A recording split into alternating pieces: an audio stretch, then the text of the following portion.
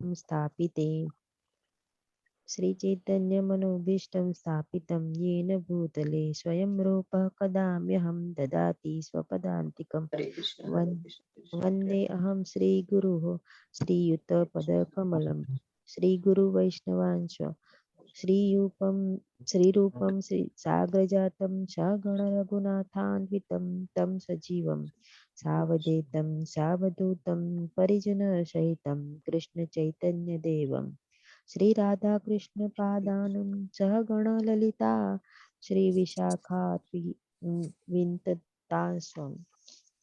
हे कृष्ण करुणा सिंधु दीनबंधो जगतपते गोपेश गोपिका Kant Radha Kanto नमस्तुते तप्त कांचन गौरांगिनी श्री राधे वृंदावनेश्वरी वृषभानुसुते देवी प्रणमामि हरिप्रिये वाञ्छाकल्पतरुभ्यश्च कृपा सिन्धु च एव च पतितानां पावनेभ्यो वैष्णवेभ्यो नमो नमः नमः ॐ विष्णुपादाय कृष्णप्रेष्ठाय भूतले श्रीमते भक्तिवेदान्तस्वामिनामिति नामिने नमस्ते सारस्वती देवी गौरवाणी प्रचारिणे निर्विशेषशून्यवादी पाश्चात्यदेशतारिणे जय श्री कृष्ण चैतन्य प्रभु नित्यानंद श्री अद्वैत गदाधर श्रीवासादि गौरभक्त वृंद हरे कृष्णा कृष्ण कृष्ण हरे हरे हरे राम राम राम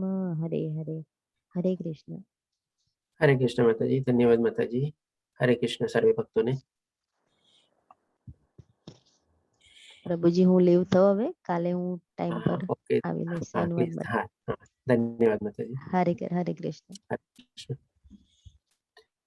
તો ચાલો આજે આપણે શરૂ કરીએ શ્રીમદ ભગવદ ગીતાનો અધ્યાય નંબર 4, જેનું નામ છે આપણે જ્ઞાન યોગ। આમાં ભગવાન શ્રી કૃષ્ણ આપણને બહુ સરસ જ્ઞાન આપશે, તે આપણે જોઈએ। આમાં કોઈ અર્જુનના પ્રશ્ન દ્વારા શરૂ નથી થતો, પરંતુ ભગવાન શ્રી કૃષ્ણ સામેથી એને કહે છે।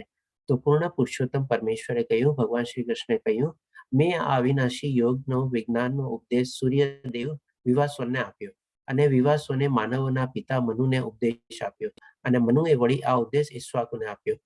એટલે અહીંયા ભગવાન શ્રી કૃષ્ણ કહે છે કે આ સૌથી પહેલા મેં ઉપદેશ સૂર્ય ભગવાનને આપ્યો, એટલે કે વિવાસવનને આપ્યો, અને વિવાસવને પછી એમને માનવોના પિતા એટલે કે મનુ એટલે કે પ્રોજેનિટર ઓફ ધ હ્યુમન બિંગ આપણે કહી શકીએ। જેમ આદમ અને ઈવ છે એવી રીતે મનુને આપણે સૌ પ્રથમ માનવ જાતિના મનુષ્ય તરીકે જાણવામાં આવે છે। એટલે પછી સૂર્ય ભગવાને મનુને આપ્યો, અને ત્યાર પછી મનુએ આપણે ઈક્ષ્વાકુને આપ્યો। હવે આ જોઈએ આપણે ભગવાન શ્રી કૃષ્ણ હજી આગળ શું કહે છે। પછી બીજા શ્લોકમાં ભગવાન શ્રી કૃષ્ણ કહે છે, એ રીતે હે અર્જુન, આ પરમ વિજ્ઞાન ગુરુ શિષ્ય પરંપરા દ્વારા પ્રાપ્ત થયું। હવે તમે ખ્યાલ હોય તો આપણે પહેલો અધ્યાય જ્યારે લીધો ત્યારે મેં આપને કીધું હતું કે આપણે Bhagavad Gita as it is આપણે શું કામે ફોલો કરીએ છીએ, શ્રીલા પ્રભુપાદની આપણે શું કામે ફોલો કરીએ છીએ। ત્યારે મેં આપને કીધું હતું કે ચોથા અધ્યાયમાં આપણે જોશું કે ગુરુ શિષ્ય પરંપરામાં કેવી રીતે એમની સંખ્યા છે, અને એ જાણશું આપણે। તો અહીંયા ભગવાન શ્રી કૃષ્ણ પણ આપણને એ જ ચીજ અહીંયા વર્ણવે છે। અને ત્યારે આપણે એક રીઝન બી જાણ્યું હતું કે શું કામે આપણે Bhagavad Gita as it is યથાર્થ રૂપમાં આપણે વાંચવી જોઈએ, સમજવી જોઈએ અને જાણવી જોઈએ, અથવા એને અનુસરવાનો પ્રયત્ન કરવો જોઈએ। કારણ કે ભગવાન શ્રી કૃષ્ણના પોતાના મુખેથી જ્યારે અહીંયા અર્જુનને કહે છે કે અને રાજ્યર્ષિઓએ એ જ રીતે જાણ્યું, પરંતુ કાળાંતરે આ પરંપરા તૂટી ગઈ।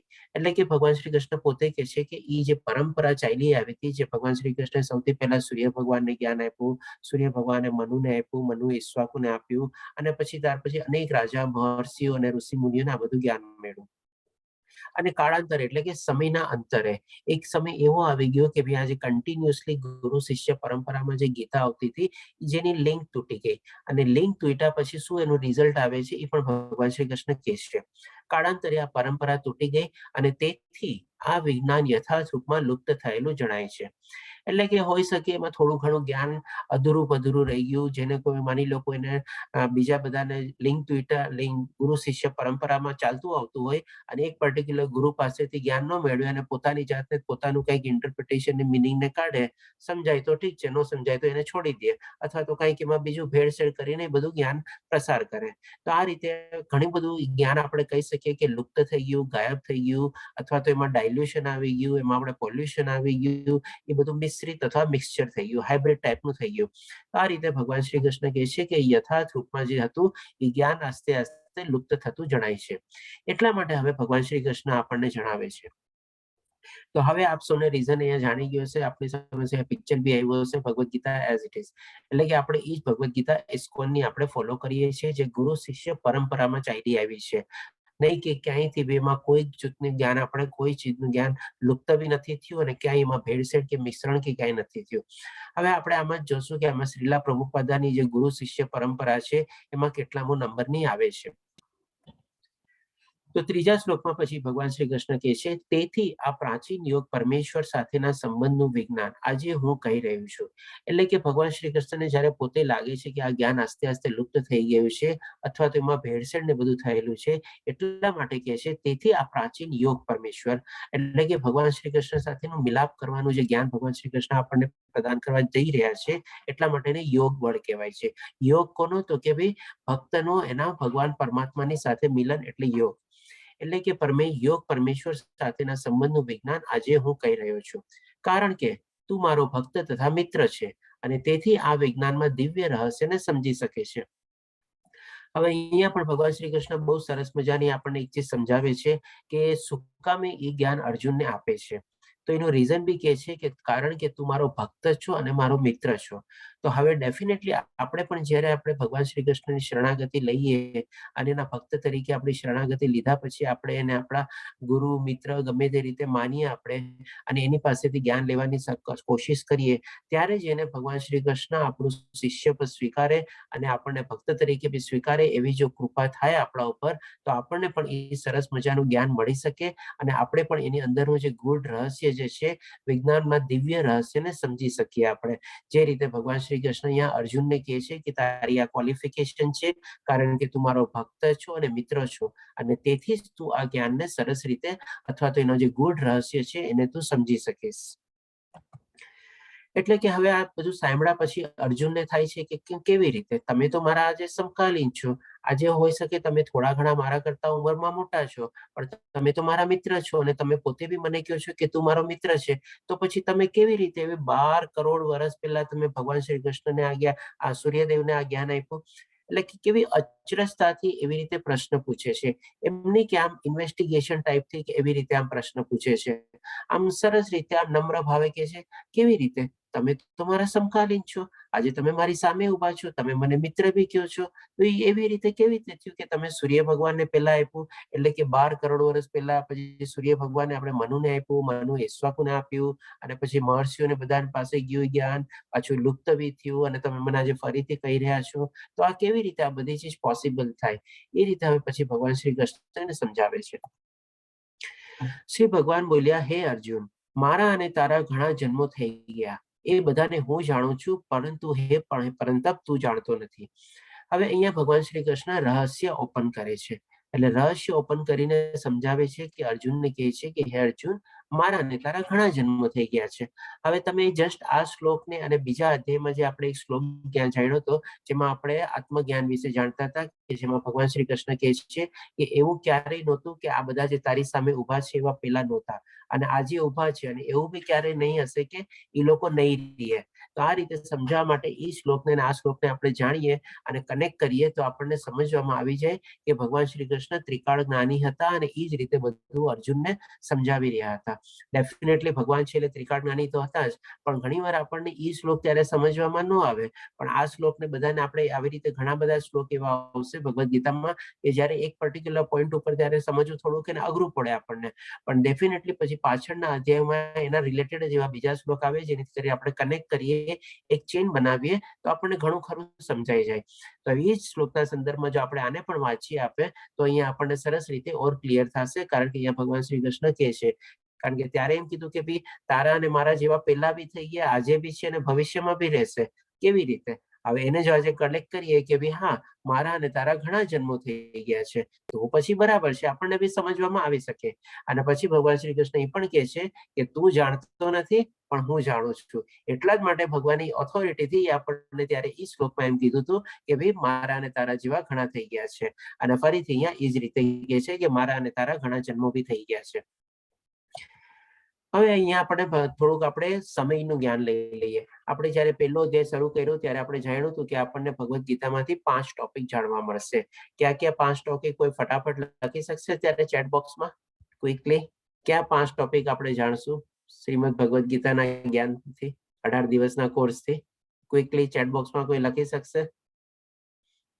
મને જાણીને બહુ ખુશી થશે જો રિપ્લાય મળશે તો. કરેક્ટ. હરે કૃષ્ણ. કઈ 5 ચીજ આપણે જાણશું?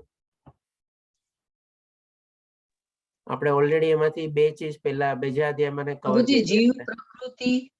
હા, જીવ પ્રકૃતિ, પછી કર્મ, કર્મ 3, જીવ પ્રકૃતિ કર્મ ભક્તિ ભક્તિ બરાબર ના, ખ્યાલ નથી કઈક 5 છે. હા, એક તો સ્લાઇડ આપણી સામે જ છે ત્યારે કાળ બરોબર. એટલે ચોથી ચીજ અને સૌથી ઇમ્પોર્ટન્ટ ચીજ તો ભૂલી ગયા. પહેલી ચીજ કઈ? ભગવાન. જ્ઞાન. ભગવાન. જી હા, ભગવાન. ભગવાન. જી હા, ભગવાન. જેમાં ભગવાન શ્રી કૃષ્ણ આપણને કહે છે કે ભગવાનને જ ભૂલી ગયા. આપણે બધું યાદ કરી લીધું, ભગવાન જ ભૂલી ગયા.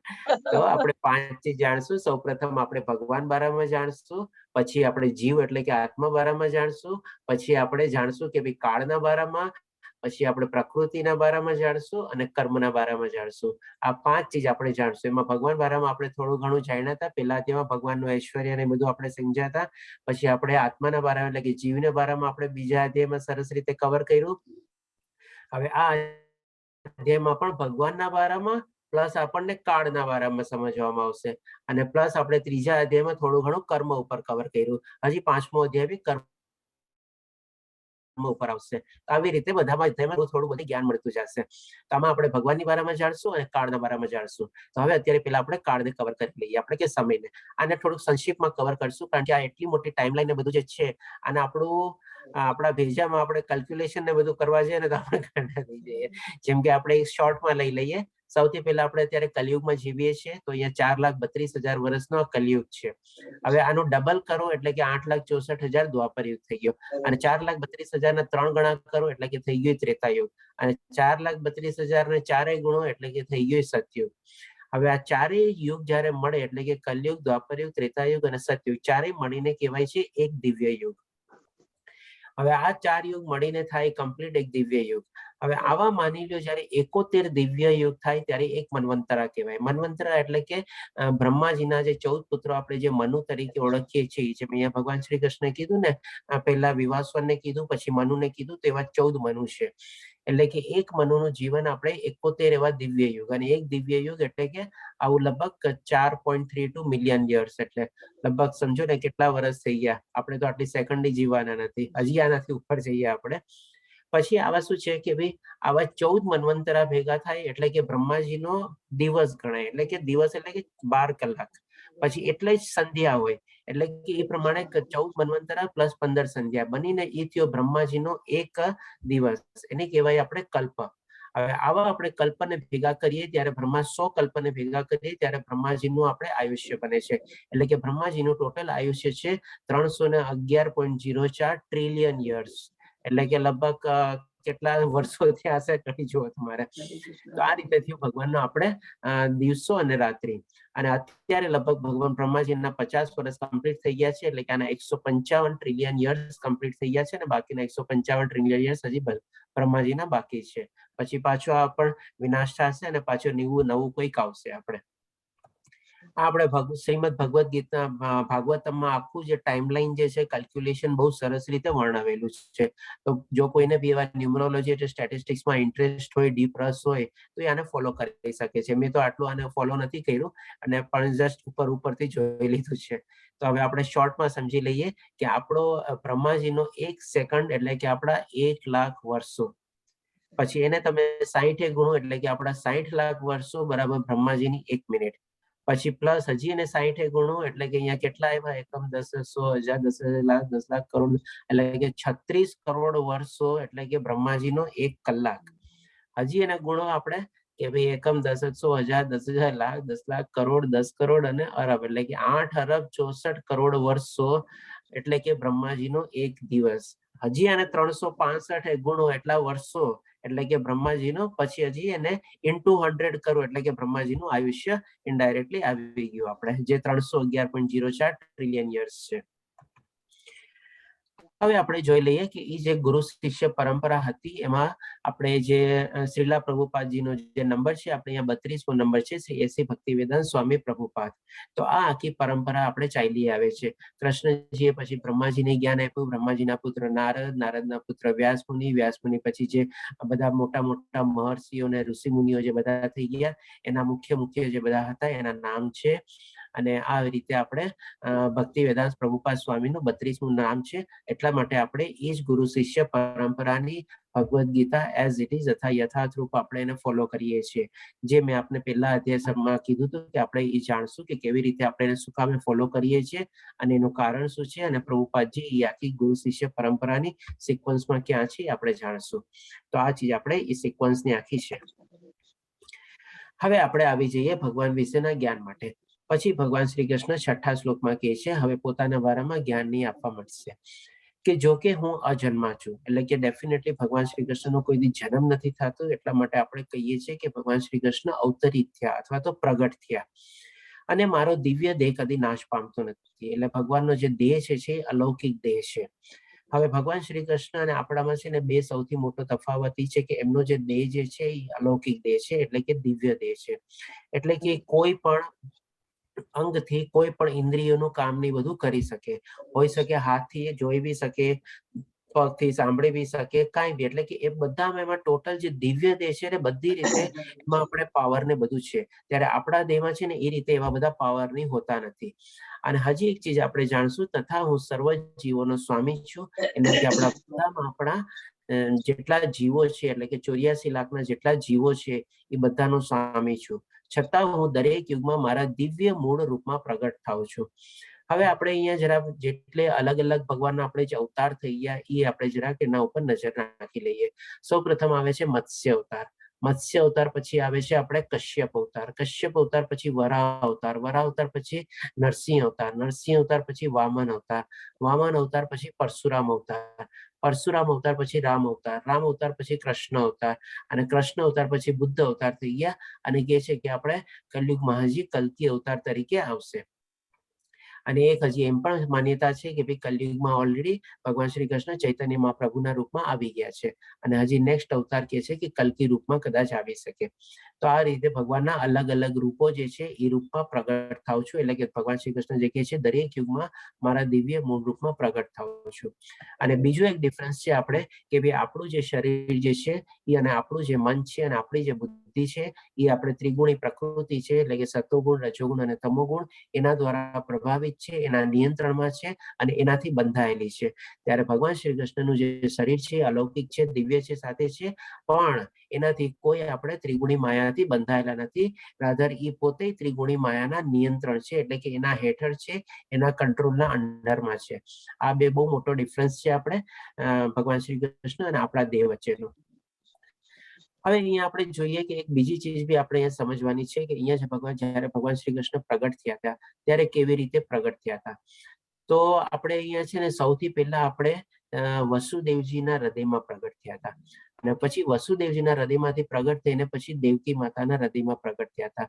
પછી એમાં ગર્ભસ્થથી અંદર થઈને આપણે પોતે બહારમાં પોતે અવતરિત થયા, અને જ્યારે પોતે અવતરિત થયા ત્યારે એના ચતુર્ભુજ રૂપમાં અવતરિત થયા હતા.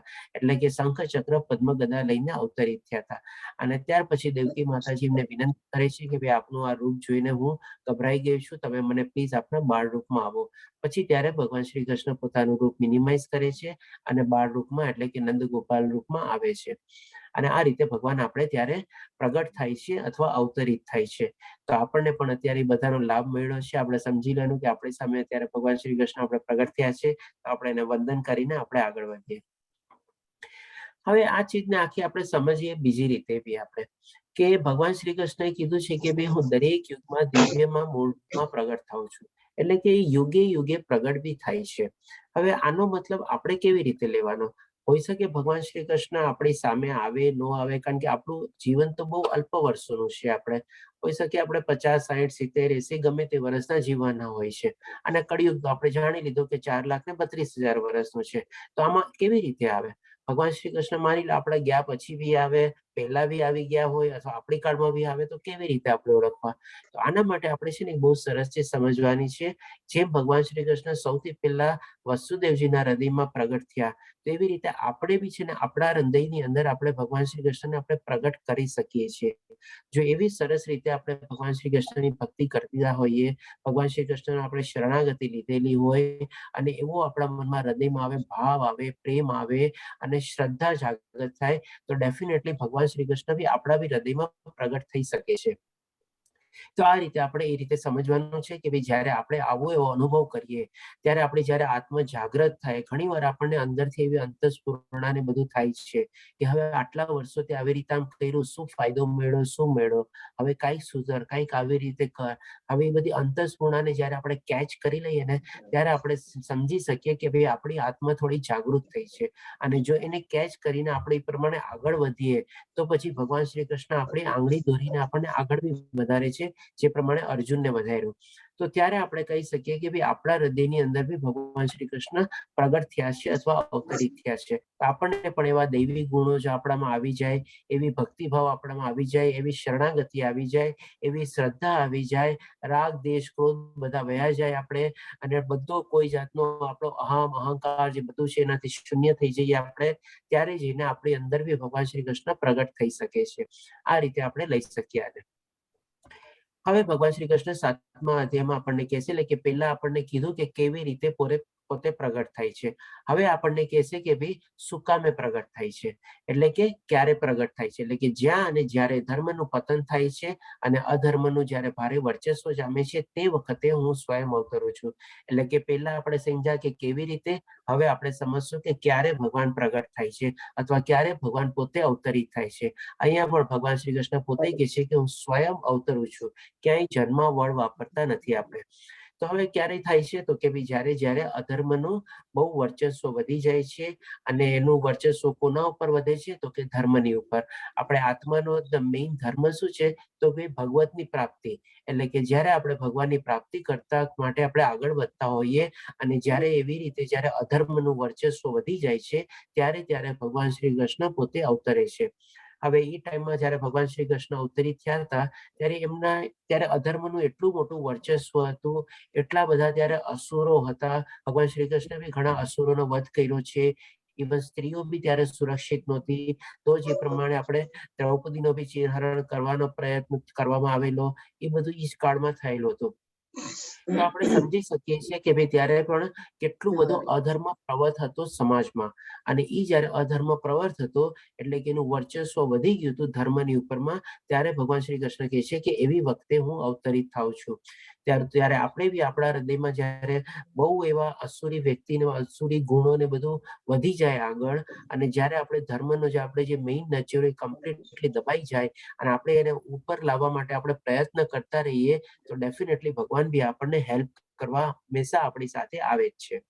તો આ રીતે આપણે બે ચીજ સમજ્યા. સૌપ્રથમ આપણે સમજ્યા કે ભાઈ ભગવાન કેવી રીતે પ્રગટે છે અથવા અવતરે છે 6થા શ્લોકમાં.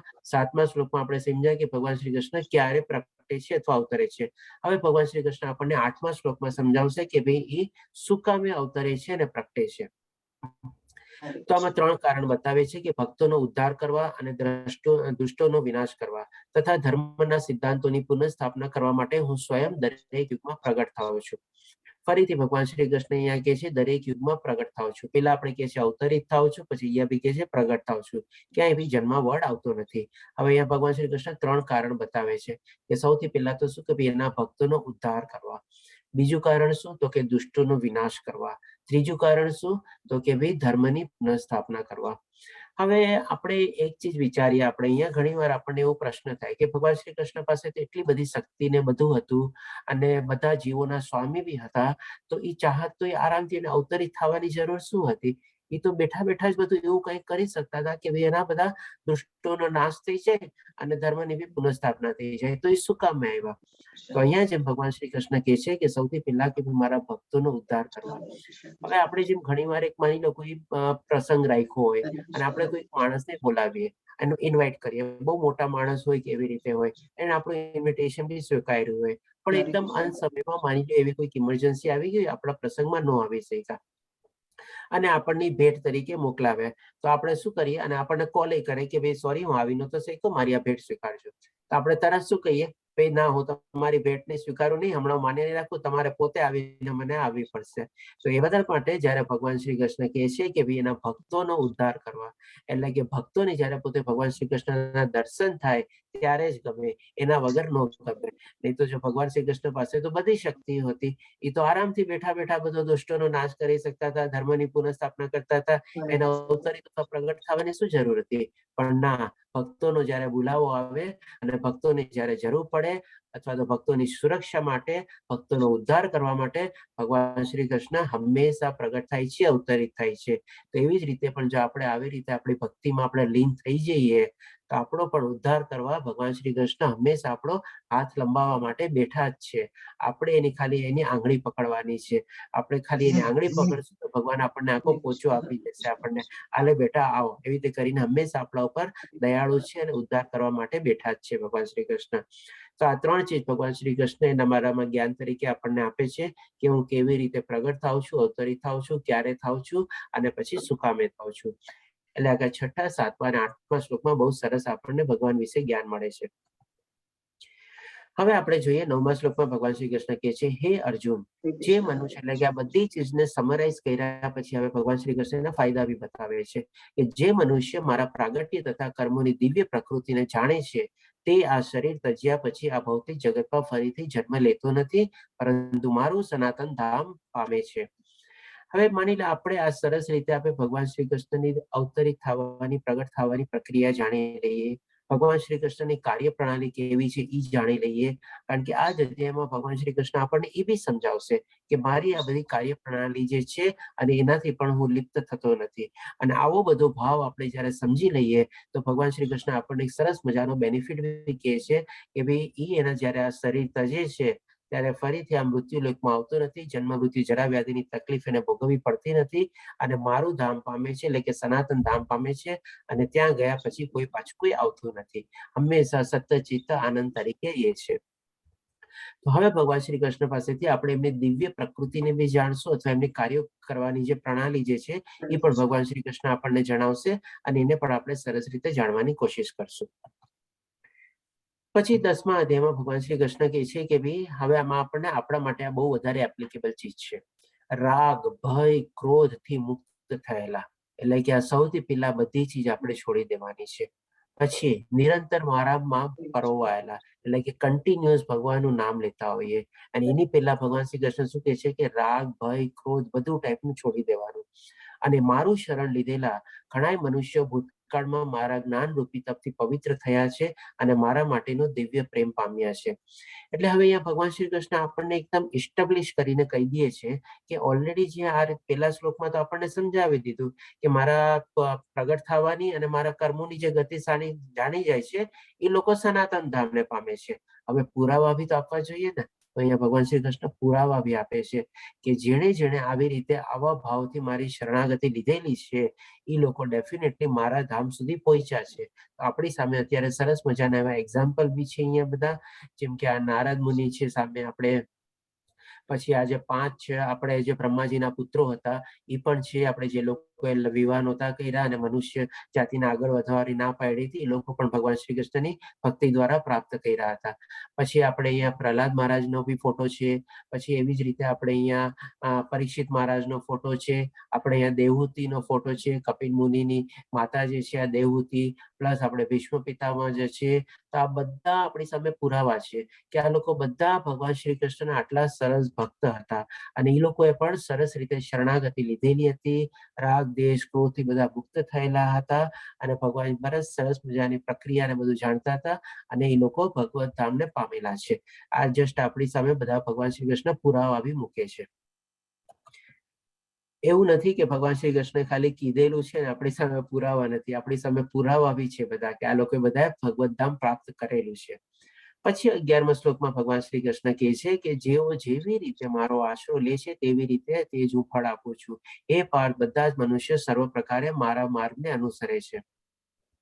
એટલે કે અહીંયા ભગવાન શ્રી કૃષ્ણ એક આપણને કહીએ ને કન્ડિશન જેવું આપી દે છે કે તમારો જેવો ભાવ છે એ જેવી રીતે તમે આવશો મારી પાસેથી શરણાગતિ લેશો એવો ભાવ હું તમને રેસિપ્રોકેટ કરીશ.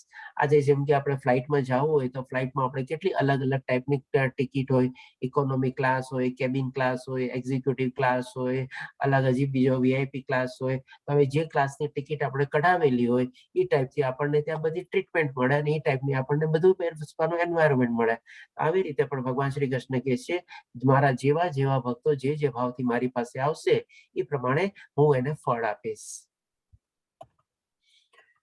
પછી ભગવાન શ્રી કૃષ્ણ 12મા શ્લોકમાં કહે છે હવે આ બધું ચીજ સમજાવ્યા પછી છે ને ભગવાન શ્રી કૃષ્ણ બીજી બાજુ આવે છે. એટલે કે પ્રેક્ટિકલી શું થાય છે એ આપણને કહે છે હવે કે આ લોકમાં મનુષ્ય, આ લોકમાં એટલે કોણ? આ મૃત્યુ લોકમાં મનુષ્ય એટલે કે આપણા જેવા બધા મનુષ્ય બધા તેમના સકામ કર્મોના સફળતા ઈચ્છતા હોય છે. એટલે સકામ કર્મ એટલે શું? કંઈક ને કંઈક ફળની ઈચ્છા લઈને ઈચ્છતા હોય છે અને તેથી તેઓ દેવતાઓને પૂજે છે. એટલે કે એ લોકો બધા ભગવાન શ્રી કૃષ્ણને હજી ભક્તિ કરતા નથી અને સુકામે પૂજે છે એ પણ બતાવે છે.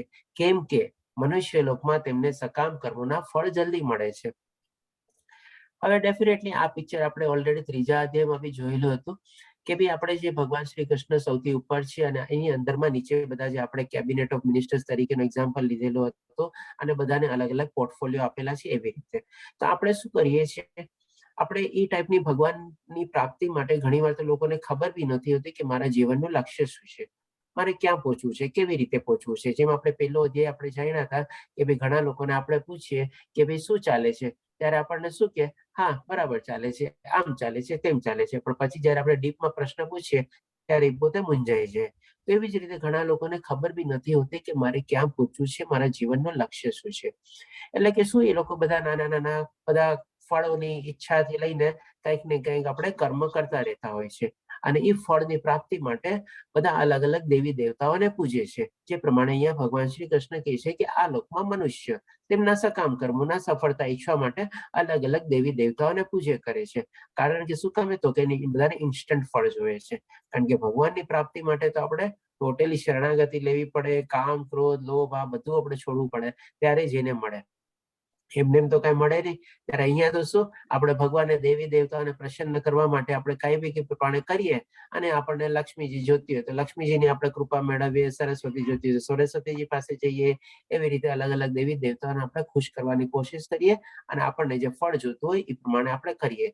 આ પ્રમાણે ભગવાન શ્રી કૃષ્ણ મોસ્ટલી બધાને કહે છે કે બધા માણસો આવી રીતે ફોલો કરે છે. પછી હવે જોઈએ ભગવાન શ્રી કૃષ્ણ હજી 13મા શ્લોકમાં આપણને શું કહે છે કે પ્રકૃતિના 3 ગુણો અને કર્મ પ્રમાણે પ્રકૃતિના 3 ગુણો અને કર્મ પ્રમાણે માનવ સમાજના 4 વર્ણોની વ્યવસ્થાને મેં ઉત્પન્ન કરી છે અને જે કે આ વ્યવસ્થાનો હું કરતા છું છતાં અવિકારી એવા મને અકર્તા જાણ. એટલે હવે ભગવાન શ્રી કૃષ્ણ બીજા પાર્ટ ઉપર આવે છે. પહેલો પાર્ટ આખો કમ્પ્લીટ કર્યો કે કેવી રીતે હું પ્રગટ થાઉં છું અથવા તો ક્યારે પ્રગટ થાઉં છું અને પ્લસ સાથે સાથે સુકામે પ્રગટ થાઉં છું. પછી એના આપણને પુરાવા બી આપ્યા કે ઘણા લોકો આવી રીતે થયા બી છે અને પછી પ્રેક્ટિકલ સાઈડ આવીને સમજાવે છે કે લોકો આવી રીતે આમ કરતા નથી પણ આમ કરે છે. હવે ભગવાન શ્રી કૃષ્ણે જે પ્રમાણે કીધું કે આવી રીતે મારી પ્રગટ થવાની પ્રક્રિયા અને દિવ્ય કર્મની પ્રક્રિયા જે જાણી જાય એ લોકો બી મારા ભગવત ધામને પામી શકે છે. હવે ભગવાન શ્રી કૃષ્ણ બીજા પાર્ટ ઉપર આવે છે એટલે કે એમની કાર્ય પ્રણાલીની કેવી છે, દિવ્ય કર્મ કરવાની પ્રક્રિયા કેવી છે એ સમજાવે છે. હવે તો સૌ પ્રથમ ભગવાન શ્રી કૃષ્ણ અહીંયા શરૂઆત કરે છે કે આ પ્રકૃતિના જે 3 ગુણો જે છે એટલે કે સતોગુણ, રજોગુણ, તમોગુણ અને કર્મ પ્રમાણે એટલે કે જે પોતાનો સ્વભાવ હોય, જે એના અંદરમાં ગુણ હોય, સાત્વિક ગુણ હોય, રજોગુણ હોય કે તમોગુણ હોય એ પ્રમાણે અને માનવ સમાજની 4 વર્ણની વ્યવસ્થા મેં ઉત્પન્ન કરી છે. એટલે કે આખી મેકેનિઝમ જે છે ભગવાન શ્રી કૃષ્ણ આખી પોતાની બતાવે છે કે હું કેવી રીતે આખી મેકેનિઝમ આખી સૃષ્ટિને બધાને સંભાળું છું અને હેન્ડલ કરું છું. આમાં ક્યાંય ભગવાન શ્રી કૃષ્ણ એમ નથી કહેતા કે આજે 4 વર્ણો જે છે એ જન્મ પ્રમાણે છે. 4 વર્ણો ક્યાં? આપણામાં 4 વર્ણ છે અને 4 આશ્રમ છે. 4 વર્ણો ક્યાં? એટલે કે તો કે ભાઈ બ્રાહ્મણ, ક્ષત્રિય, વૈશ્ય, શુદ્ર. અને 4 આશ્રમ એટલે ક્યાં? તો કે ગ્રહસ્થ, બ્રહ્મચર્ય, ગ્રહસ્થ, વનપ્રસ્થ અને સંન્યાસ. આ રીતે 4 આશ્રમ થયા. તો અહીંયા ભગવાન શ્રી કૃષ્ણ સૌથી પહેલા આપણને 4 વર્ણોની વ્યવસ્થા કેવી રીતે ઉત્પન્ન થઈ છે એ સમજાવે છે. તો કે ભાઈ ગુણો દ્વારા અને કર્મો દ્વારા, અને જે પોતાનો ભાવ હોય, સ્વભાવ હોય અથવા એક્સપર્ટાઇઝ હોય એ રીતે. અને પછી આગળ ભગવાન શ્રી કૃષ્ણ કહે છે ભલે આ મેં ઇસ્ટાબ્લિશ કરી છે પણ એમાંથી હું અકર્તા એટલે કે મને લિપ્ત નથી કરતા. હવે એનું પણ રીઝન ભગવાન શ્રી કૃષ્ણ આપણને આગળ બતાવે છે. તો 14મા શ્લોકમાં ભગવાન શ્રી કૃષ્ણ કહે છે મને કોઈ કર્મ લેપતા નથી અને મને કર્મના ફળની વિશે લાલસા બી નથી. ડેફિનેટલી ભગવાન શ્રી કૃષ્ણ કોઈ કર્મ શું કામે લિપ્ત કરે? સૌથી પહેલા તો એનું 2 રીઝન છે. સૌથી પહેલા તો શું? તો કે ત્રણેય ગુણોની ઉપર છે. રાજા ત્રણેય ગુણોના નિયંત્રણ છે અને એની હેઠળ બધી પ્રકૃતિને 3 ગુણો કામ કરે છે. તો પછી માયામાં તો આવવાના જ નથી, એટલે એ રીતે બી લિપ્ત નથી થતા. અને બીજું, જેણે આખી બધી આ મેકેનિઝમ ને બધું કર્યું છે એ જેમ આપણે પહેલા તેમાં જોયું કે ત્યાગની ભાવનાથી કરીને બધું છોડી દીધું છે. આમ બધું ત્યાગી દીધું છે. એટલે કે એને કોઈ ફળની બી આશા છે નહીં. એટલે કે કર્મના ફળની બી વિશે લાલસા નથી. જ્યારે આ 2 ચીજ જો થઈ જાય તો પછી ડેફિનેટલી કોઈ કર્મ આપણને લિપ્ત થતા જ નથી. કોઈ કર્મથી આપણે બંધાઈએ જ નહીં. જેમ ભગવાન શ્રી કૃષ્ણ પોતે કહે છે કે મને કોઈ કર્મ લિપ્ત થતા નથી, કારણ કે મને આશા બી નથી, લાલસા બી નથી, કર્મફળની ઈચ્છા બી નથી, અને ત્રણેય ગુણિતા માયાથી ઉપર છું. પછી કે છે જે મારા વિશે આ સત્ય સારી રીતે જાણે છે તે મનુષ્ય પોતાના કર્મની બંધન પામતો નથી. હવે આ બધી પ્રક્રિયા જો આપણે બી જાણી લઈએ તો સૌથી પહેલા તો ભગવાન શ્રી કૃષ્ણ આપણને એમ કીધું છે કે ભાઈ મારો સનાતન ધામ પામશે. અને પછી આ લોકમાં બી જ્યાં સુધી છીએ ત્યાં સુધી પણ આપણે કોઈ કર્મથી આપણે બંધાતા નથી. એ પણ ભગવાન શ્રી કૃષ્ણ આપણને સરસ રીતે અહીંયા સમજાવી દે છે. હવે આપણે જોઈએ કે ભગવાન શ્રી કૃષ્ણ એની લાઈફમાં બધી ટાઈપના કામો કરેલા છે. જેમ આપણી સામે અહીંયા બધા ફોટા આવેલા છે. એમણે એઝ અ મિત્ર તરીકે સુદામાજીના ચરણ બી ધોયા છે. પછી એઝ અ ક્ષત્રિય તરીકે યુદ્ધભૂમિમાં, મહાભારતના યુદ્ધભૂમિમાં એક સમય એવો આવ્યો હતો જ્યારે ભીષ્મ પિતામહ બહુ હાવી થઈ ગયા હતા.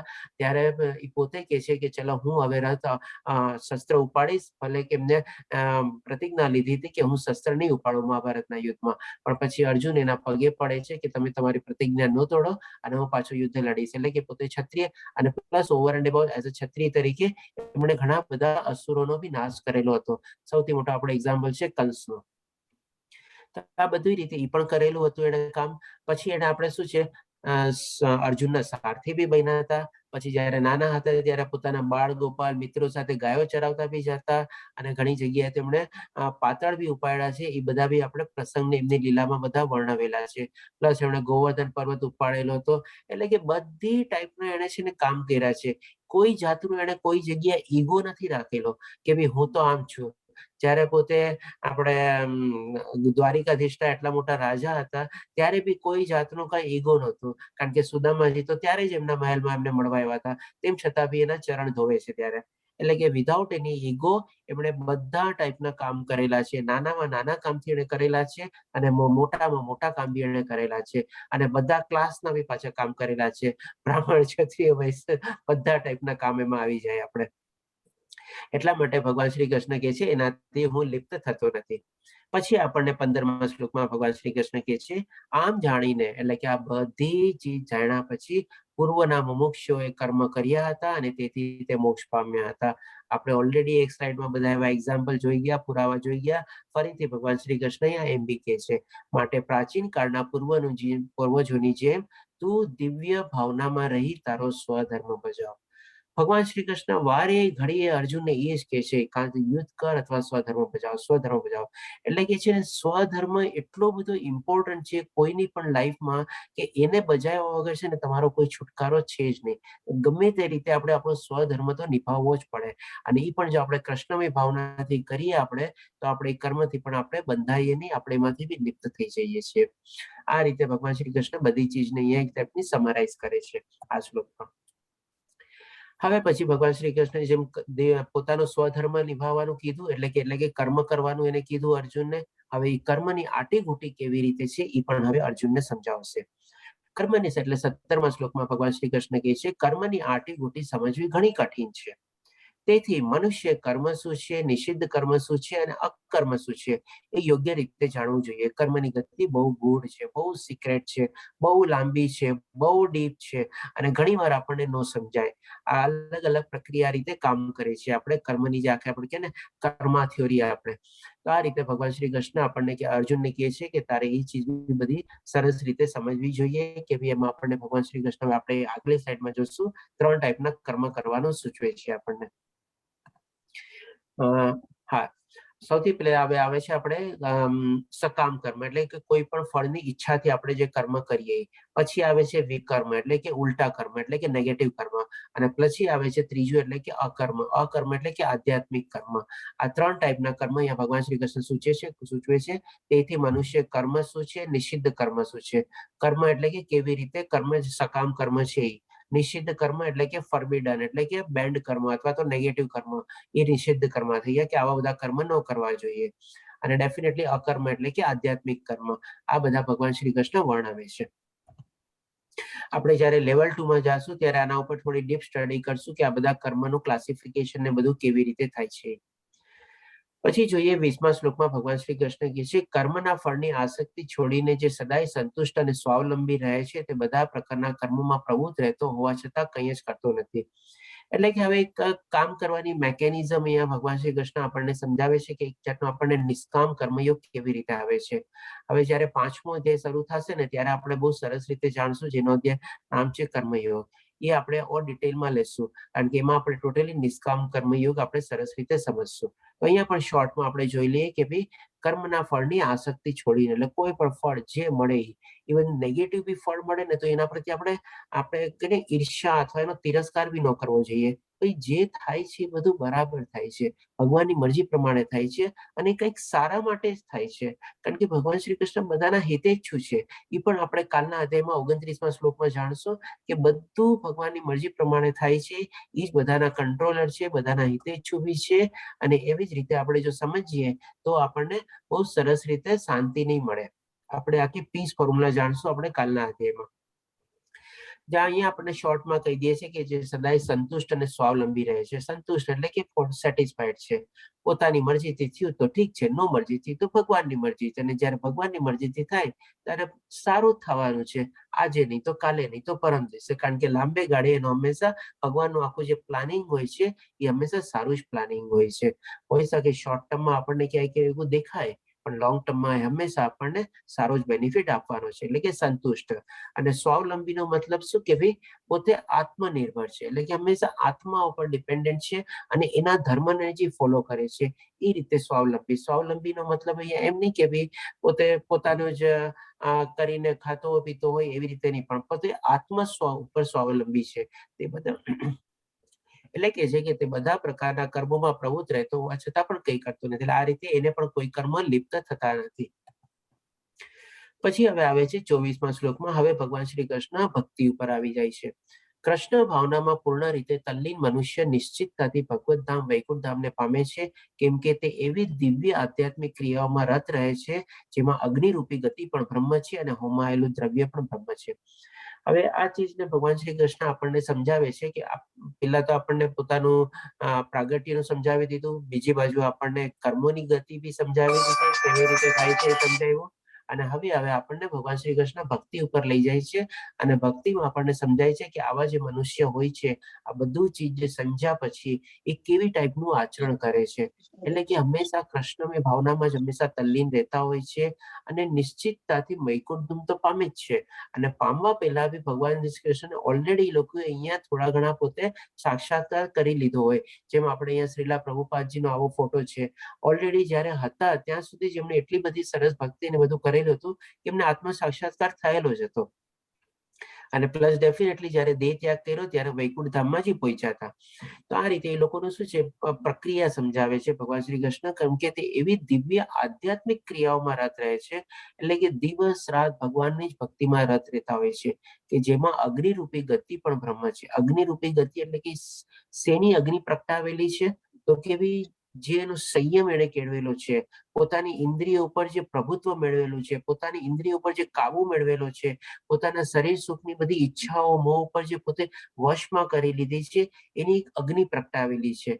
અને એ અગ્નિરૂપી ગતિ પણ બ્રહ્મ છે અને એમાં હોમાયેલું દ્રવ્ય પણ બ્રહ્મ છે. એમાં કયું દ્રવ્ય હોમાય છે? તો કે ભાઈ ભક્તિનું દ્રવ્ય હોમાય છે. જ્યારે એને સંપૂર્ણ રીતે પોતે રાગ, દ્વેષ, ક્રોધ, પોતાનો અહંકાર બધાને એકદમ જલાવી દીધી, બધાની એવી અગ્નિ પ્રગટાવી અને પ્લસ પાછું પોતાની ઇન્દ્રિયોને બધાને એમાં કાબુ કરી લીધી, મોહ અને માયાજાળને બી કાબુમાં કરી લીધી, એટલે કે ગુણાતીત થઈ ગયા. પછી એમાં દ્રવ્ય હોમ્યું. દ્રવ્ય શેનું હોમ્યું? તો કે ભાઈ પોતાની ભક્તિનું એમાં દ્રવ્ય હોમ્યું. તો આવી ટાઈપનું એ લોકોનું આચરણ હોય છે. એ રીતે ભગવાન શ્રી કૃષ્ણ આપણને સમજાવે છે. હવે 26મા શ્લોકમાં જોઈએ કે વળી કે હવે ભગવાન શ્રી કૃષ્ણ અલગ અલગ ભક્તિના આપણને પ્રકાર દેખાડશે, જે આપણે હજી ઓર ડિટેલમાં બી લેશું આપણે અલગ અલગ અધ્યાય. કારણ કે અર્જુન જ એક એક પછી આના ઉપર પ્રશ્ન ઉભા થશે. પેલા કર્મ ઉપર પ્રશ્ન ઉભો થશે, એટલે કે 5મા અધ્યાયમાં આપણે કર્મ લેશું. પછી અલગ અલગ ભક્તિ એટલે કે 6ઠ્ઠા અધ્યાયમાં આપણે અષ્ટાંગ લેશું, યોગ લેશું, કે જ્યારે અર્જુન પૂછે છે કે આવી રીતે કોઈ ભક્તિ કરતા હોય તો શું થાય, તો એ બી આપણે એમાં કવર કરશું. જસ્ટ પણ ભગવાન શ્રી કૃષ્ણ બધું શોર્ટમાં અહીંયા કહે છે. એટલે કે 26મા શ્લોકમાં ભગવાન શ્રી કૃષ્ણ કહે છે વળી કેટલાક શ્રવણ ક્રિયાને અને ઇન્દ્રિયોને સંયમ રૂપ અગ્નિમાં હોમે છે. હવે એ અગ્નિ તો પ્રગટાવવાની જ છે. અગ્નિ એક કન્ફર્મ થઈ ગયું કે ભાઈ શું અગ્નિ? તો કે ભાઈ આપણે ઇન્દ્રિયોને વશમાં કરવાની, મોહ માયાને વશમાં કરવાની, આપણા રાગ દ્વેષ ક્રોધને આપણે વશમાં કરવાનો, આપણા અહંકારને આપણે શૂન્યવત કરવાનો. આ બધી એક આપણે અગ્નિ તો પ્રગટાવવાની જ છે. એ અગ્નિ પણ કેવી કેવી અલગ અલગ રીતે થઈ શકે એ ભગવાન શ્રી કૃષ્ણ કહે છે.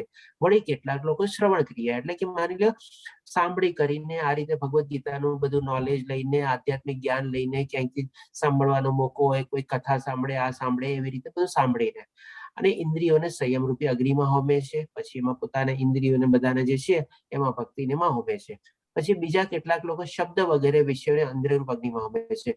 શબ્દરૂપ એટલે કે શું? આપણે તો કે ભાઈ હરિનામનો જપ કરવાનો, એટલે કે હરે કૃષ્ણ કૃષ્ણ કૃષ્ણ હરે હરે, હરે રામ રામ રામ હરે હરે. આ રીતે જો નિરંતર આપણે ભગવાનનું નામ લેતા રહીએ તો એ રીતે પણ આપણો એમાં અગ્નિ આપણે પ્રગટાવેલી આપણો હોમાય છે. આ રીતે ભગવાન શ્રી કૃષ્ણ બે પ્રકાર સમજાવે છે. હજી બીજા પ્રકાર સમજાવશે આપણને. પછી કે છે આમ કઈ ધનથી આમ કોઈ આવશે. અહીંયા કોઈ ધનથી યજ્ઞ કરનારા હોય છે, તો કોઈ તપથી યજ્ઞ કરનારા હોય છે, તો કોઈ વળી ઉગ્ર વ્રત ધારણ કરી અષ્ટાંગ યોગ રૂપે કરનારા હોય છે. મેં કીધું ને એક એક કરીને બધા અધ્યાય આવશે. 6ઠ્ઠો અધ્યાય આના જ ઉપરથી આવશે, અષ્ટાંગ યોગ. આપણે જ્યારે કેટલા પ્રબુદ્ધ પુરુષો આત્મજ્ઞાન વધારવા માટે વેદ શાસ્ત્રના અભ્યાસ રૂપ યજ્ઞ કરે છે.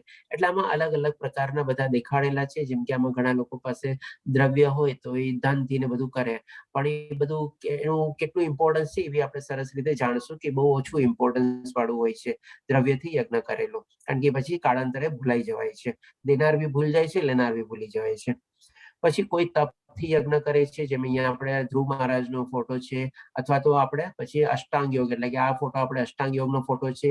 અને લાસ્ટમાં કે ભાઈ આપણે ગુરુ પાસે જઈને આપણે સરસ મજાનું જ્ઞાનની બધું મેળવે, શાસ્ત્રોની બધાનું પઠન કરે, વાંચન કરે, શીખે. એ રીતે તો આ રીતે અલગ અલગ પ્રકારના જ્ઞાન મેળવવાના રસ્તા ભગવાન શ્રી કૃષ્ણ કહે છે અને ભક્તિ મેળવવાના રસ્તા કહે છે. પછી હવે 31મા શ્લોકમાં કહે છે હે કુરુશ્રેષ્ઠ અર્જુન, યજ્ઞ એટલે કે બધું ચીજ કીધા પછી હવે કે છે કે યજ્ઞ જે નથી કરતો ને એની બી સ્થિતિ કેવી થાય છે એ સમજાવે છે. હે કુરુશ્રેષ્ઠ અર્જુન, યજ્ઞ નહીં કરનારો પુરુષ આ લોકમાં સુખપૂર્વક જીવી શકતો નથી, તો પરલોકની વાત જ શું? એટલે કે જે લોકો આવી અગ્નિ નથી પ્રગટાવતા, અગ્નિ શેની પ્રગટાવવાની છે આપણે સરસ રીતે સમજી ગયા કે હવે એ આવી રીતે યજ્ઞ નથી કરતા, તો એ આ લોકમાં એટલે કે અત્યારે જે મૃત્યુ લોકમાં પણ સુખીપૂર્વક નથી જીવી શકતા. એ લોકોને દુઃખ જ દુઃખ મળવાનું છે અને અશાંતિ જ અશાંતિ છે, સ્ટ્રેસ, ટેન્શન, ડિપ્રેશન જ રહેવાનું છે. તો પછી પરલોકની વાત જ શું થઈ? કારણ કે એ લોકો તો પાછા પરલોક સુધી પહોંચવાના જ નથી. અહીંયા ને અહીંયા પાછા ફરીથી ને ફરીથી આવવાના છે. આ રીતે ભગવાન શ્રી કૃષ્ણ કહે છે અહીંયા આપણને. પછી 33મા શ્લોકમાં કહે છે હે પરંતપ, ધનથી કરાતા આવી ગયું ને, ધનથી કરાતા યજ્ઞ કરતા જ્ઞાન યજ્ઞ વધારે સારો છે. હે પાર્થ, યજ્ઞ બુદ્ધિથી કરેલા કર્મની સમાપ્તિ અધ્યાત્મ યજ્ઞમાં થાય છે. એટલે કે ભગવાન શ્રી કૃષ્ણ એક સોર્ટ ઓફ કમ્પેરિઝન આપે છે અને સૌથી નીચેની કેટેગરીમાં આપણને ધનથી જે યજ્ઞ કરે છે, એટલે કે દ્રવ્યથી જે લોકો યજ્ઞ કરવાની કોશિશ કરે છે એના માટે કહે છે કે ધનથી કરાતા યજ્ઞ કરતા જ્ઞાન યજ્ઞ વધારે સારો છે. અને એનું રીઝન બી કહે છે કે યજ્ઞ બુદ્ધિથી કરેલા કર્મની સમાપ્તિ અધ્યાત્મ જ્ઞાનમાં થાય છે. એટલે કે જે લોકો આવી રીતે જ્ઞાનમાં ને બધામાં કરે છે યજ્ઞ, એ લોકોનું એન્ડ રિઝલ્ટ શેમાં થાય છે? તો કે ભાઈ ડેફિનેટલી આધ્યાત્મિક માર્ગ ઉપર જ આગળ વધવામાં એ નોલેજને એપ્લાય કરે છે. આજે માની લો કોઈ ડિગ્રી આપણે લઈ લીધી, તો ડિગ્રી લીધા પછી આપણે એને એપ્લાય કરવાની હોય ને, ખાલી ડિગ્રી લઈને બેસી જઈએ તો શું કામની? એટલે knowledge not used is a garbage, એના જેવું થયું. એટલે કે ભગવાન શ્રી કૃષ્ણનું રીઝન એ બતાવે છે કે યજ્ઞ બુદ્ધિથી કરેલા કર્મની સમાપ્તિ અધ્યાત્મ યજ્ઞમાં જ્ઞાનમાં થાય છે. હવે 34મા શ્લોકમાં ભગવાન શ્રી કૃષ્ણ કહે છે, તમે ગુરુની પાસે જઈને સત્ય જાણવાનો પ્રયાસ કરો, એનાથી વિનીત થઈને જિજ્ઞાસા કરો અને એમની સેવા કરો. સ્વરૂપ સિદ્ધ વ્યક્તિ આપણને જ્ઞાન પ્રદાન કરી શકે છે, કારણ કે તેમને સત્યનું દર્શન થયેલું છે. એટલે કે અહીંયા ભગવાન શ્રી કૃષ્ણ આપણને સમજાવે છે કે જો આપણે જ્ઞાન માર્ગનું એ રીતે જ્ઞાન મેળવવાની કોશિશ કરવાની હોય તો ડેફિનેટલી આપણે કોઈ સરસ મજાના એવા સિદ્ધ વ્યક્તિ પાસે જવું જોઈએ અને જ્ઞાન મેળવવાની કોશિશ કરવી જોઈએ. શું કામે કરવી જોઈએ એ પણ રીઝન બતાવે છે, કારણ કે તે એમને સત્યનું દર્શન થયેલું હોય છે. સત્યનું દર્શન એટલે કે શેનું દર્શન? તો કે આત્મ સાક્ષાત્કાર થયેલો હોય છે. આત્મા એ સત્ય છે, એટલે કે સત્યનું દર્શન થયેલું હોય છે. એટલે કે આવી રીતે ભગવાન શ્રી કૃષ્ણ કહે છે કે કોઈક એવા સિદ્ધ પુરુષ પાસે જવાનું કે જેમને આત્મ સાક્ષાત્કાર થયેલો હોય, એમની પાસે જઈને આપણે જિજ્ઞાસા કરવાની. જિજ્ઞાસા કરીને આપણે એમનું આપણે શરણાગતિ લેવાની અને એમને વિનંતી કરવાની. જે 3 ગુણ આપણે જાણ્યા હતા શિષ્યના, એ રીતે જઈ અને એની પાસેથી આપણે જ્ઞાન મેળવવાની કોશિશ કરવાની. હવે આ બધી ચીજ સમજાવ્યા પછી માની લો હજી બી કોઈ એવો નાસ્તિક માણસ હોય તો એની હાલત શું? તો એ પણ ભગવાન શ્રી કૃષ્ણ આપણને અહીંયા બતાવે છે. એ 36મા શ્લોકમાં કહે છે, જો તમને સમસ્ત પાપીઓમાં પણ સર્વાધિક પાપી સમજવા આવે તો પણ તેઓ દિવ્ય જ્ઞાન રૂપી નાવની સવાર થઈને દુઃખ સાગરને પાર કરવા માટે સમર્થ હશો.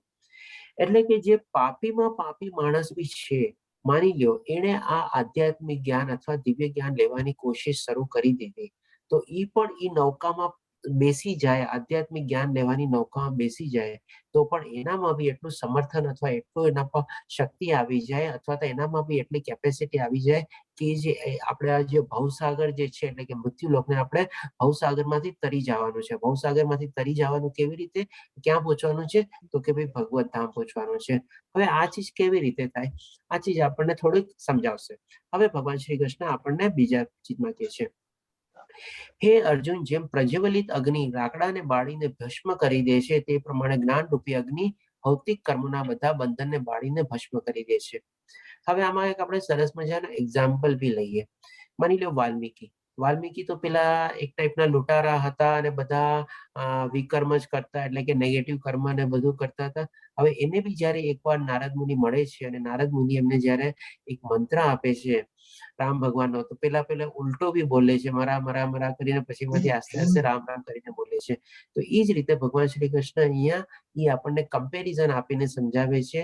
એક તો આપણી સામે દાખલો આવી ગયો કે પાપીમાં પાપી માણસ બી જો જયારે આધ્યાત્મિક રસ્તામાં આવવાનું શરૂ કરે અને જ્ઞાન મેળવવાનું શરૂ કરે અને એને એપ્લાય કરવાનું શરૂ કરે, ભગવાનની ભક્તિ કરવાનું શરૂ કરે, સ્મરણ દ્વારા, શ્રવણ દ્વારા અથવા શબ્દો દ્વારા, જે વાલ્મીકી કર્યું શબ્દો દ્વારા, એટલે કે રામનો મંત્ર ઉચ્ચાર્યો. એવી જ રીતે આપણે બી કલયુગમાં આપણે હરે કૃષ્ણ કૃષ્ણ કૃષ્ણ હરે હરે, હરે રામ રામ રામ હરે હરે મંત્ર જો ઉચ્ચારતા રહીએ તો આપણી બી ભક્તિ માર્ગ આપણે શરૂ કરી દીધેલો કહેવાય. પછી એના માટે ભગવાન શ્રી કૃષ્ણ કમ્પેરિઝન આપે છે કે એવા માણસે જો એવી રીતે શરૂ કરી દઈએ તો એને જે જ્ઞાન મળે જે છે, અહીંયા જે કમ્પેરિઝન છે એ લાકડાની છે. આપણે માની લો એક લાકડું હોય, આપણે એને સળગાવી દઈએ તો પછી આખું લાકડું જે છે ને અહીંયાથી આગ મૂકીએ અને આખું લાકડું આમ સળગી તો આખું ભસ્મ થઈ ગયું. અને ભસ્મ થઈ જાય પછી શું છે, એટલે કે એની કમ્પેરિઝન ભગવાન શ્રી કૃષ્ણ કરે છે જ્ઞાન રૂપી. એટલે કે જે માણસમાં માની લો આખા નેગેટિવ કર્મ કરેલા છે, આપણે એક લાકડાને આપણે નેગેટિવ કર્મ તરીકે હવે આપણે કમ્પેર કરીએ. એક માણસ છે જેને આખા નેગેટિવ કર્મ કરેલા છે, હવે એને જ્ઞાન મેળવવાની શરૂઆત કરી. જેમ માની લો લાકડાના એક છેડેથી આપણે આગ લગાવી, એવી રીતે જ્ઞાન મેળવવાની કોશિશ કરી. તો જેમ જેમ જેમ જેમ એનું જ્ઞાન આગળ વધશે, પછી જેમ જેમ જેમ જેમ ઓલી અગ્નિ આગળ વધે છે, એ લાકડાને કેમ બાળીને ભસ્મ કરી દીધી, તો એમ એવી જ રીતે આ મનુષ્યને જેમ જેમ જેમ જેમ એ જ્ઞાન મેળવતો જશે, એક પોઈન્ટ એવો આવી જશે કે જેટલા એના પાપ કર્મની બધા જે છે, જેમ લાકડું આખું બળી ગયું એમ એવી રીતે એના બધા પાપ કર્મો બી બળીને ભસ્મ થઈ જશે. તો આ રીતે ભગવાન શ્રી કૃષ્ણનું સરસ મજાનું સોલ્યુશન બી આપે છે આપણને કે પાપીમાં પાપી માણસ, નેગેટિવમાં બી નેગેટિવ કર્મ કરવા વાળો માણસ જો જ્ઞાન મેળવવાની કોશિશ કરે અને ભક્તિમાં ઇન્વોલ્વ થઈ જાય જાય તો એના બધા નેગેટિવ કર્મો અથવા એના જે બધા પાપ કર્મો છે એ બધા ભસ્મ થઈ જાય, જે પ્રમાણે ભગવાન શ્રી કૃષ્ણ આપણને અહીંયા એક્ઝામ્પલ દ્વારા આપણને સમજાવે છે. હવે પછી 39મા શ્લોકમાં જોઈએ આપણે કે જે મનુષ્ય દિવ્ય જ્ઞાન પ્રત્યે સમર્પિત થયેલો છે અને જેણે પોતાની ઇન્દ્રિયોને સંયમિત કરી લીધી છે તે શ્રદ્ધાળુ મનુષ્ય આવું જ્ઞાન મેળવવા પાત્ર છે અને તે પ્રાપ્ત કર્યા પછી તે તરત જ આધ્યાત્મિક શાંતિ પામે છે. એટલે કે અહીંયા છે ને સૌથી પહેલા ભગવાન શ્રી કૃષ્ણ આપણને એલિજિબિલિટી કન્ડિશન બેસાડી દે છે કે આ બધું જ્ઞાન ને બધું મેળવી તો લીધું બરાબર છે, પણ એ કોને મળી શકે, કેવી રીતે મળી શકે, એનામાં કેવા ગુણ હોવા જોઈએ, એ અહીંયા સૌથી પહેલા ભગવાન શ્રી કૃષ્ણ ક્લિયર કરે છે. કે પેલા શું કે છે કે જે મનુષ્ય દિવ્ય જ્ઞાન પ્રત્યે સમર્પિત થયેલો છે કે ભાઈ ચાલો ડિસાઈડ કરી લીધું કે મારે હવે દિવ્ય જ્ઞાન લેવું છે અને એના પ્રત્યે પોતે સમર્પિત બી થઈ ગયો, સારું એવા ગુરુને બી એને ગોતી લીધા જેમને આત્મ સાક્ષાત્કાર ને બધું થઈ ગયું હોય, એમની પાસે શરણાગતિ બી લીધી, એમને રિક્વેસ્ટ બી કરી કે ચાલો મને તમે જ્ઞાન આપો, બધું થઈ ગયું. પછી કે છે અને જેણે પોતાની ઇન્દ્રિયોને સંયમિત કરી લીધી છે. હવે જ્યાં સુધી જેણે ઇન્દ્રિયોને જો સંયમિત ન કરી લીધી હોય ને, ગુરુ બી કઈ નથી કરી શકવાનું. કારણ કે શું કે છે તે શ્રદ્ધાળુ મનુષ્ય આવું જ્ઞાન મેળવવા પાત્ર છે. એટલે કે જ્યાં સુધી જો ઇન્દ્રિય સંયમિત ન કરી હોય ત્યાં સુધી પાત્ર જ બેકાર પાત્ર છે. આપણે કહીએ ને કે ગઈ ભેંસ પાણી મેના જેવું. આજે જેમ કે ઘણી વાર શું છે કે ભાઈ ઠોઠમાં ઠોઠ છોકરો બી ગુરુ પાસે આવી ગયો, બધું કરી લીધું, શરણાગતિ ના બધું કરી લીધું, પણ હવે જેનો જે બેઝિક નેચર હોય કે ભાઈ ભણવાનું નહીં, વાંચવાનું નહીં, છેલ્લી બેન્ચે બેસીને તોફાન કરવા, મસ્તી કરવી, સર જેવા ક્લાસમાં આવે ને પરેશાન કરવા, એની મજાક કરવી, ટીપ્પણી ઉડાડવી, આ બધું કરવું, તો જ્યાં સુધી એટલે આ બધું એનો નેચર છે. એવી જ રીતે જ્યાં સુધી મનુષ્યનો નેચર શું છે, આ ભૌતિક દુનિયા મારે આ જોવે છે, મારે ઓલો જોવે છે, ઓલો આમ આવશે ત્યારે હું આમ કરી દઈશ, આવશે ત્યારે હું એમ કરીશ.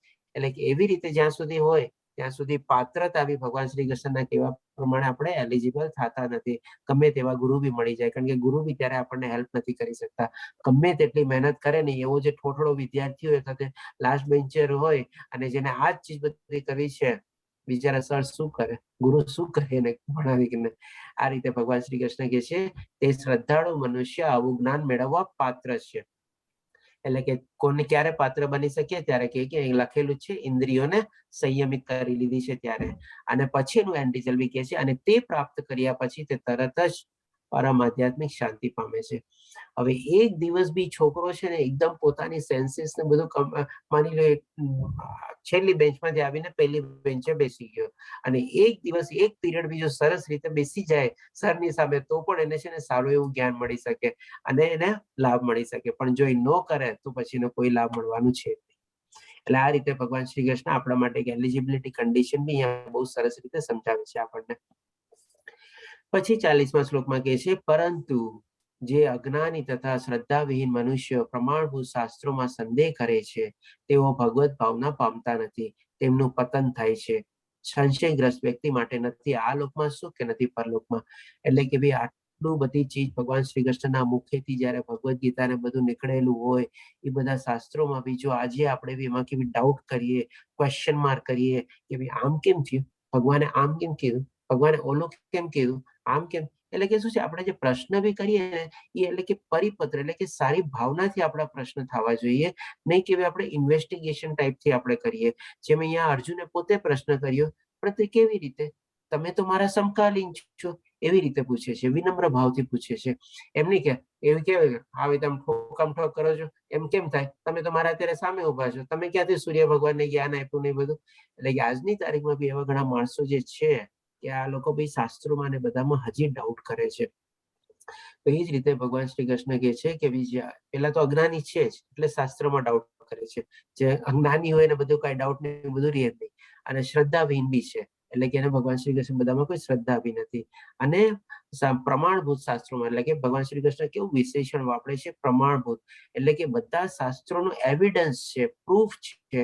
એટલે જેમ આપણે મેથેમેટિક્સમાં આપણે જયારે જ્યોમેટ્રી ભણીએ અને એક થિયોરમ આવે, આપણે ત્યારે લાસ્ટમાં શું લખીએ, QED એટલે કોડ ઇરર ડેમોન્સ્ટ્રેન્ડમ, એટલે કે that is to be true proved. એટલે કે બધું જે શાસ્ત્રમાં લખેલું છે બધું પ્રૂફ થયેલું છે, બધાના પ્રમાણ છે. તેમ છતાં બી જેમાં કોઈ સંદેહ કરતો હોય તો એનું ભગવાન શ્રી કૃષ્ણ એનું પતન થાય છે. અને એવો જે ડાઉટફુલ માણસ છે એનો આ લોક લોકમાં કે પરલોકમાં ક્યાંય એની ગતિ છે જ નહીં અને ક્યાંય એને સુખ કે શાંતિ મળતી નથી. આ રીતે ભગવાન શ્રી કૃષ્ણ આપણને વોર્નિંગ સિગ્નલ બી અહીંયા આપી દે છે. પછી 42માં શ્લોકમાં કહે છે, તેથી એટલે બધી જ સમજાવ્યા પછી હવે ભગવાન શ્રી કૃષ્ણ અર્જુનને કહે છે, તેથી હે ભારત, અજ્ઞાનને લીધે તારા હૃદયમાં ઉત્પન્ન થયેલા સંશયને જ્ઞાનની તલવારથી કાપી નાખીને યોગમાં સ્થિર થઈને ઊઠ અને લડ. ફરીથી પાછું ઈ જેને કીધું કે ભાઈ ઊઠ અને લડ એટલે કે તારો સ્વધર્મ નિભાવ, ક્ષત્રિય તરીકે તારે અત્યારે લડવાનું છે. અને આ જે છે બધું મેં તને જે જ્ઞાન આપ્યું એ જ્ઞાનની તારા હાથમાં તલવાર એક એડિશનલ આવી ગઈ છે અને અજ્ઞાન તું એનાથી તલવારથી કાપી નાખ અને ઉભો થા, તારો સ્વધર્મ નિભાવ અને લડ. આ રીતે ભગવાન શ્રી કૃષ્ણ અહીંયા આપણો આ અધ્યાય સમરાઇઝ કરે છે જ્ઞાન યોગ. એટલે ઘણું સરસ રીતે એકદમ ટોપ ક્વોલિટીનું જ્ઞાન ભગવાન શ્રી કૃષ્ણ અહીંયા અર્જુનને પ્રદાન કરી દે છે. તો અહીંયા આપણો ચોથો અધ્યાય પૂરો થાય છે.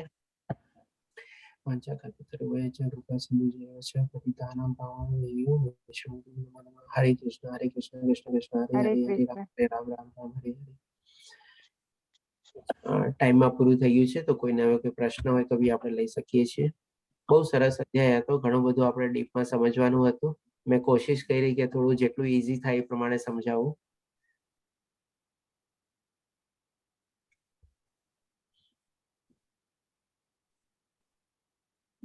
કોઈ પ્રશ્ન?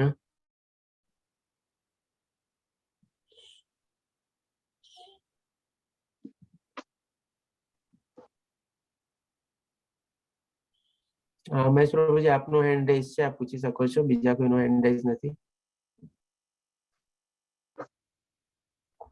હરે કૃષ્ણ મહેશ પ્રભુજી.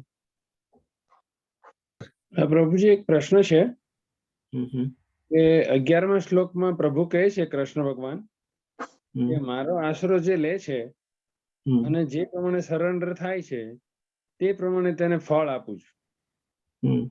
તો મનુષ્યને કર્મ પ્રમાણે એને ફળ મળે છે કે આવી રીતે આશરો લે એ રીતે ફળ મળે? આમાં આશરોનો મિનિંગ છે ને ભક્તિનો છે. તમે તમારા મનમાં કેવી ભક્તિ છે, ઉત્કૃષ્ટ ભક્તિ છે કે ભાઈ નોર્મલ ભક્તિ છે કે ભાઈ થોડીક ઉપર છેલ્લી ભક્તિ છે, એ પ્રમાણે એનો આશરો છે. કર્મનો જે થિયોરી જે છે એ તો અલગ ચીજ થઈ ગયા કે કર્મ પ્રમાણે એનું રિઝલ્ટ તો એને અહીંયા ને અહીંયા મળી જાય છે અથવા તો આગલા જે બધા જન્મો થાય એ પ્રમાણે એને મળતું રહે છે. પણ કેવી ઉત્કૃષ્ટતાથી એને ભક્તિમાં આશરો લીધો છે ભગવાનનો એ પ્રમાણે એને રિઝલ્ટ મળે છે. આમાં શું છે, 4 મેઇન રસ છે. સૌથી પહેલા તો આવે છે જેમ કે વાત્સલ્ય રસ. આપણે વાત્સલ્ય રસ એટલે કે શું, જેમ કે નંદ રાજા અને યશોદા માતા, એ લોકોની પણ એક ભક્તિ હતી. એ લોકોએ કેવી રીતે ભક્તિ કરી કે જેથી કરીને એ લોકોને એનો વાત્સલ્ય રસ મળ્યો. પછી એક આવે છે માધુર્ય રસ. માધુર્ય રસમાં આવે છે જેમ કે મીરાની ભક્તિ, આપણે રાધાજીની ભક્તિ, એવી રીતે. પછી એક આવે છે કે ભાઈ સાંખ્ય રસ, એટલે કે આપણે મિત્ર તરીકે જેમ કે સુદામા હતા, બલરામ હતા, એ આવી ગયું. અને એક આવે છે શાંત રસ, એટલે કે ન્યુટ્રલ ભાવથી આપણે જે રીતે ભક્તિ નહીં કરતા હોઈએ. આ રીતે જેવો જેવો આપણો ભક્તિનો ભાવ અથવા જેટલી ઉત્કૃષ્ટ ભક્તિ હોય આપણી, એ રીતે આપણે અને એક દાસ્ય રસ બી આવી જાય છે કે આપણે ભગવાનના દાસ બનીને રહેવાનું. આ રીતે જેવી જેવી ભક્તિ હોય એ રીતે એમાં આપણે ભગવાન શ્રી કૃષ્ણ વર્ણવે છે કે એવો જ હું એને રીતે રેસિપ્રોકેટ કરું છું. એટલે ભક્તિની ગ્રેવિટી ઉપર આધાર રહી. એક્ઝેક્ટલી, યસ પ્રભુજી. ભક્તિની ગ્રેવિટી ઉપર, ભક્તિની ગ્રેવિટી, ભક્તિની ડીપનેસ, ભક્તિની ઇન્ટેન્સિટી, એ ત્રણેય ચીજ તમે કહી શકો એને. ધન્યવાદ પ્રભુજી. હરે કૃષ્ણ પ્રભુજી. પ્રભુજી, કૃષ્ણએ જયારે જન્મ લીધો ત્યારે એમને અવતર્યા, જન્મ ની અવતર્યા. હા, અવતર્યા. ત્યારે એને ખોળિયું જે પસંદ કર્યું દેવકીનું, એ દેવકીની પ્રાર્થનાથી એમને પ્રાપ્ત થયેલો પુત્ર હતો કે કૃષ્ણ પોતે ખોળિયું સિલેક્ટ કરેલું દેવકીનું ને જન્મ થયો હતો? સૌથી પહેલા તો છે ને, જે તમારો બીજો જે ચીજ છે ને એકદમ રાઈટ છે. ભગવાન શ્રી કૃષ્ણ હંમેશા ખોળો ચૂઝ કરે છે કે કોના ખોળેથી અથવા કોના કુખેથી મારે જન્મ લેવો. અને એની પાછળની બી એક આખી સ્ટોરી છે કે ભાઈ શું કામ એ દેવકી માતાને ચૂઝ કરે છે, એવી રીતે. ધન્યવાદ પ્રભુ, ધન્યવાદ. હરે કૃષ્ણ પ્રભુજી. હરે કૃષ્ણ માતાજી. પ્રભુજી, મારે ક્વિઝમાં છે ને પેલી ક્વિઝ સોલ્વ થઈ ગઈ, પણ પછી બીજી ક્વિઝ છે ને ઓપન નથી થતી. તો તમે દરરોજ ક્વિઝની લિંક મૂકો છો કે એક વખત લોગિન થઈને પછી કન્ટિન્યુ ચાલ્યા કરશે? મારા ખ્યાલથી તેજસ પ્રભુજી જો હોય તો આનો જવાબ આપી શકશે, અને જો ન હોય તો તમે તેજસ પ્રભુજીને મેસેજ બી કરી શકો છો. હા, ગઈકાલ રાત્રે મને એને હેલ્પ કરી, એટલે પહેલી ક્વિઝ તો ક્લિયર થઈ ગઈ, પણ પછી બીજી ક્વિઝ છે ને એ ઓપન નથી થતી, એટલે લિંક મૂકો છો કે કન્ટિન્યુ બધા ક્વિઝ મુકાતી રહેશે? તેજસ પ્રભુજી આપ છો અમારી સાથે, તો પ્લીઝ જરા જવાબ આપો ને માતાજીને. વાંધો નહીં પ્રભુજી, હું એમની સાથે વોટ્સઅપમાં વાત કરી લઈશ. ઓકે. હા, હરે કૃષ્ણ. અને હા, હું આપ સૌને પૂછતા ભૂલી ગયો તો આપણે અત્યારે 4 અધ્યાય કમ્પ્લીટ કરી લીધા, તો જેમ કે મારી બોલવાની સ્પીડ છે, શબ્દો છે, થોડો ઘણો ઇંગ્લિશ શબ્દ ને બધું બોલું છું, તો કાંઈ જો મારે ચેન્જીસ અથવા મોડિફિકેશન કરવાનું હોય તો આપ મને સલાહ સૂચન આપી શકો છો. તો એ પ્રમાણે હું ટ્રાય કરીશ કે મારી ટોનાલિટી, શબ્દો અને બધું થોડુંક આપણી સાથે મેચ કરું. જો ક્યાંય બી મારી ભૂલ કે એવું કઈ થતું હોય તો પ્રભુજી સલાહ સૂચન આવકાર્ય છે. હા, થોડું બહુ જલ્દી બોલો છો. જલ્દી બોલું છું? ઓકે, સ્પીડમાં બોલું છું. એટલે કેવું થાય કે માનસિકતા આપણે એમાં કેળવીને એમાં સમજવા કોશિશ કરે ત્યાં તો બીજો શ્લોક આવી જાય છે. અચ્છા, ઓકે. કેમ કે ફર્સ્ટ ટાઈમ છું એટલે લખવા જઈએ ત્યારે રહી જાય છે પાછી. ઓકે, તો ચાલો કાલથી હું, કારણ કે ઘણી વાર શું હોય છે, અધ્યાય થોડા મોટા હોય છે અને શ્લોક વધારે કવર કરવાના હોય છે 1 કલાકમાં. એટલે મારે જેમ કે આજનો જ અધ્યાય થોડો મોટો હતો અને ઘણા બધા શ્લોક કવર કરવાના હતા, તો હું કન્ટિન્યુઅસલી નોન સ્ટોપ બોલે જ જતો હતો.